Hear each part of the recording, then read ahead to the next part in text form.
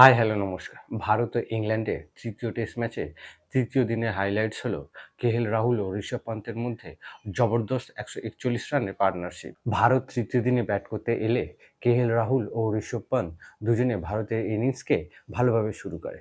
কিছু সময়ের পরে রাহুল ও ঋষভ পান্তের মধ্যে জবরদস্ত 141 রানের পার্টনারশিপ হয়। ঋষভ পান্ত রান আউট হয়ে যাওয়ার পরে ভারতীয় ইনিংসে রবীন্দ্র জাদেজা ও নীতিশ কুমার রেড্ডি দুজনের মধ্যে 72 রানের পার্টনারশিপ হয়। পরে রবীন্দ্র জাদেজা ও ওয়াশিংটনের সুন্দরের মধ্যে 50 রানের গুরুত্বপূর্ণ পার্টনারশিপ হয় এবং এরই পরে ভারতের প্রথম ইনিংস 387 রানে শেষ হয়। ভারতের প্রথম ইনিংসে রাহুল সেঞ্চুরি, ঋষভ পান্ত 74 ও জাদেজা 72 রানের গুরুত্বপূর্ণ ইনিংস খেলে।